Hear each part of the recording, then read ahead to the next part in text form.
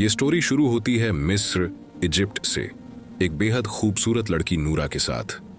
नूरा की उम्र 24 से 25 साल थी। वो बहुत ही सुंदर, शरीफ और भोली भाली थी।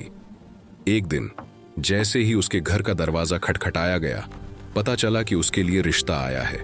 रिश्ता था जाहिद नाम के एक लड़के का। दोनों परिवार वाले आए। नूरा और जाहिद ने एक दूसरे को देखा।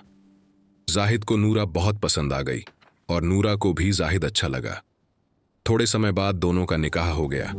शादी के बाद दोनों परिवार के साथ खुशी खुशी रहने लगे। जाहिद एक स्कूल टीचर था। कुछ महीनों बाद उसे लीबिया के एक बड़े और अच्छे स्कूल से ऑफर आया। वो ऑफर उसके करियर के लिए टर्निंग पॉइंट था। जाहिद बहुत खुश हुआ। उसने घर आकर नूरा को बताया कि मुझे लीबिया में अच्छी जॉब मिल रही है, हमें वहां शिफ्ट होना पड़ेगा। नूरा बहुत सपोर्टिव थी। उसने तुरंत कहा, चलो, तुम्हारे करियर के लिए ये बहुत अच्छा है, हम तुरंत चलते हैं। दोनों लीबिया शिफ्ट हो गए। स्कूल ने उन्हें एक अच्छा और सुंदर घर अलॉट कर दिया था। घर में रहना शुरू किया तो शुरुआत में ही एक अजीब बात नोटिस हुई। आसपास के जितने भी लोग थे, उनके व्यवहार बहुत विचित्र थे। वो उनसे बात करने में रुचि नहीं लेते थे और अजीब नजरों से देखते थे। नूरा और जाहिद को लगा कि शायद हम नए हैं, इसलिए ऐसा हो रहा है। लेकिन नेगेटिव वाइब्स बहुत साफ महसूस हो रही थीं।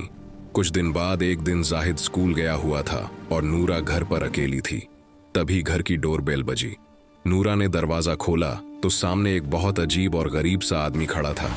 उसके हाथ पैर असामान्य थे, लेकिन सबसे विचित्र बात यह थी कि उसकी एक आंख पूरी काली थी और दूसरी आंख पूरी सफेद थी। उसमें पुतली, आइरिस नाम की कोई चीज ही नहीं थी। नूरा ने सोचा कि शायद कोई भिखारी है। वो बहुत दयालु थी, इसलिए अंदर गई और कुछ खाने पीने की चीज लेने चली गई। लेकिन जब वो वापस आई तो वो आदमी गायब हो चुका था। नूरा को बहुत गिल्ट हुआ कि बेचारा खाली हाथ चला गया। शाम को जाहिद आया तो उसने ये बात बताई भी नहीं, क्योंकि कुछ खास नहीं लगा था। रात को नूरा के सपने में वही आदमी आया और बोला, तुम मेरी हो और मेरी ही रहोगी। उसकी नींद खुल गई। वो घबरा गई, लेकिन जाहिद को कुछ नहीं बताया। अगले दिन फिर वही हुआ। नूरा घर पर अकेली थी। अचानक किचन में प्लेट खुद ब खुद गिर गई। फिर सारे बर्तन भूकंप की तरह हिलने लगे। जब वो डर कर बाहर हॉल में आई तो वही आदमी घर के अंदर खड़ा था। गेट अंदर से बंद था, फिर भी वो अंदर था। नूरा उसे देखते ही बेहोश हो गई। शाम को जाहिद घर आया तो दरवाजा बंद था। उसने मास्टर की से खोला और देखा कि नूरा बेहोश पड़ी है। जब नूरा होश में आई तो उसने सारी बातें बतानी शुरू कर दी। पहले वो आदमी आया, फिर सपने में आया, फिर किचन में सब हुआ और आज घर के अंदर आ गया। जाहिद सुनकर हंस पड़ा। वो जिनभूत जैसी बातों पर विश्वास नहीं करता था। उसने सोचा कि नूरा होमसिक हो गई है या अकेलेपन की वजह से दिमाग में ये सब चल रहा है। उसने कहा, ऐसी बातें मत करो, नमाज पढ़ा करो, सब ठीक हो जाएगा। रात को फिर सपने में वही आदमी आया और बोला, मैं इफ्जिन हूं, नमाज या कुरान से मैं नहीं जाऊंगा।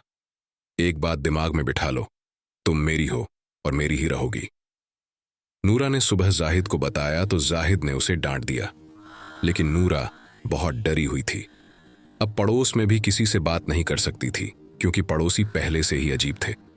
जाहिद ने कहा, ठीक है, मैं पूरे घर में सीसीटीवी लगा देता हूं। उसने छुट्टी लेकर सीसीटीवी इंस्टॉल करवा दिए। कुछ दिन नॉर्मल बीते। फिर एक दिन सुबह जाहिद स्कूल चला गया। नूरा को अच्छी नींद आई थी, इसलिए वो सो रही थी। दोपहर के आसपास उसकी नींद खुली तो चारों तरफ ढोल और ड्रम की आवाज आ रही थी। जब उसने आंखें खोली तो उसके बेड के चारों ओर अरबी कपड़ों में कुछ लोग घूम रहे थे। उनकी बॉडी दिख रही थी, लेकिन चेहरा पूरी तरह ब्लर था। ये सब शादी जैसा माहौल लग रहा था। तभी उन सब के बीच से वही 2 आंखों वाला आदमी निकला और नूरा के बेड पर बैठ गया। वो धीरे धीरे उसके पास आया और जैसे ही उसने नूरा को छुआ, सब गायब हो गया। कमरा पूरी तरह शांत हो गया। नूरा पूरे दिन बेड पर बैठी रही, कुछ खाया पिया नहीं। शाम को जाहिद आया तो नूरा रोते हुए बोली, मैं तुमसे कह रही थी इस घर को छोड़ दो, तुमने मेरी एक बात नहीं सुनी। सिर्फ तुम्हारी वजह से आज मेरी शादी हो गई। जाहिद हैरान हो गया, किससे शादी हो गई? नूरा ने बताया कि वही आदमी आया और उससे उसकी शादी हो गई। जाहिद गुस्सा हो गया। और उसने नूरा पर हाथ उठाने की कोशिश की। लेकिन जैसे ही उसने हाथ उठाया, जाहिद के अंदर कुछ एंटर कर गया। उस जिन ने जाहिद के दिमाग में थॉट्स डालकर खुद को बताया, मैं इफ जिन हूं, इस लड़की से मेरी शादी हो चुकी है, अब इसे हाथ लगाने की हिम्मत मत करना, ये अब मेरी है। जब जिन जाहिद के शरीर से निकला तो जाहिद ने सब कुछ नूरा को बताया। उस जिन ने बताया कि बहुत साल पहले इस जगह पर इफ जिनों का कब्जा था। जब यहां घर बन रहा था तो मौलाना ने जिनों से कहा कि या तो चले जाओ या इंसानों को परेशान मत करो। जिन्होंने कहा कि हम इस जगह को नहीं छोड़ेंगे। आखिर में उन्होंने शर्त रखी कि जिस आदमी ने यह घर बनवाया है उसके परिवार के जीते जी कोई समस्या नहीं, लेकिन जब ये परिवार खत्म हो जाएगा या घर रेंट पर दे दिया जाएगा तो इस घर में जो भी औरत आएगी उस पर पहला हक हमारा होगा। इसीलिए उस जिन ने नूरा पर अपना हक जताया और उससे शादी कर ली। जाहिद अभी भी पूरी तरह मानने को तैयार नहीं था, लेकिन उसने सीसीटीवी चेक किया तो सच में 30 मिनट तक जाहिद बुत की तरह खड़ा था, जबकि जिन उसके अंदर था। अब दोनों बहुत परेशान थे। घर छोड़ना आसान नहीं था क्योंकि जाहिद का करियर और नया शहर था। जाहिद ने एक डिवाइस लाया जिसमें 24 घंटे रमजान कुरान की आयतें चलती रहती थी। कुछ दिन सब नॉर्मल रहा, लेकिन सपने में वही जिन आया और हंसते हुए बोला, नूरा, तुम मेरी हो और मेरी ही रहोगी। इन रमजान और कुरान से मुझे कोई फर्क नहीं पड़ता। अब जाहिद को समझ आ गया कि बात गंभीर है। उसने स्कूल में एक टीचर दोस्त से बात की जो कुरान पढ़ाते थे। दोस्त ने सुना तो बोला, भाई, ये पूरा एरिया इफ जिनों और काला जादू करने वालों का इलाका है।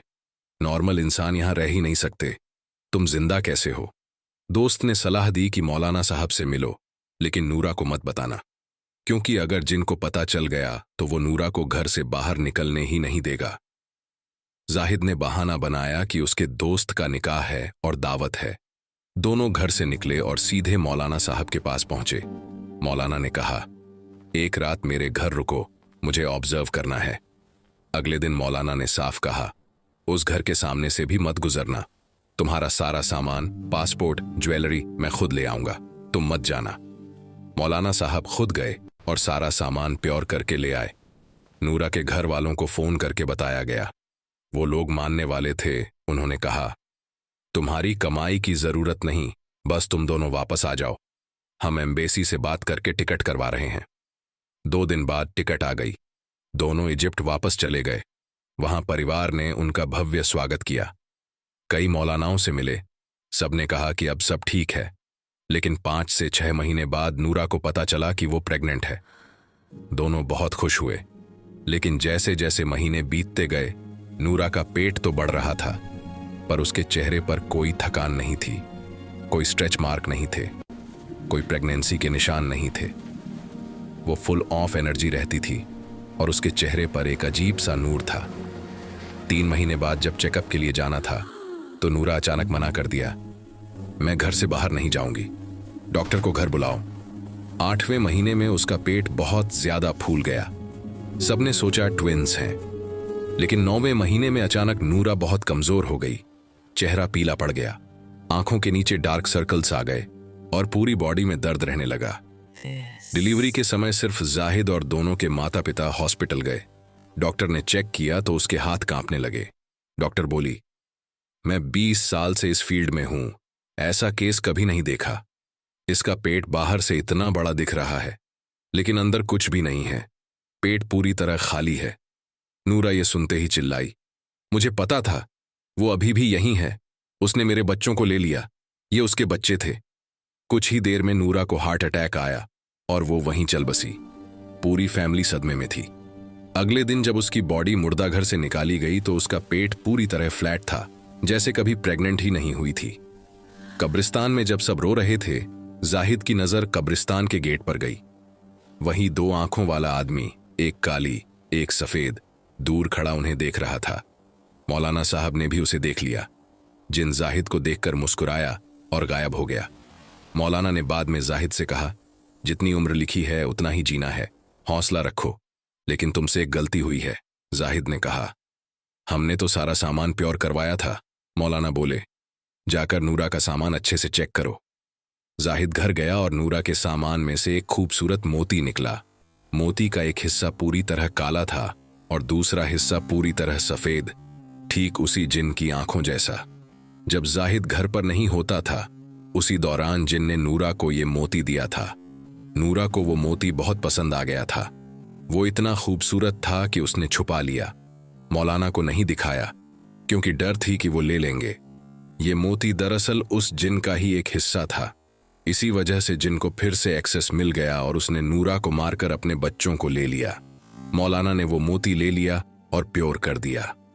उसके बाद जाहिद पर कोई समस्या नहीं आई, लेकिन नूरा अपनी एक छोटी सी गलती की वजह से हमेशा के लिए चली गई और जिन उसके दोनों बच्चों को लेकर चला गया। ये थी नूरा और उस इफ जिन की पूरी कहानी।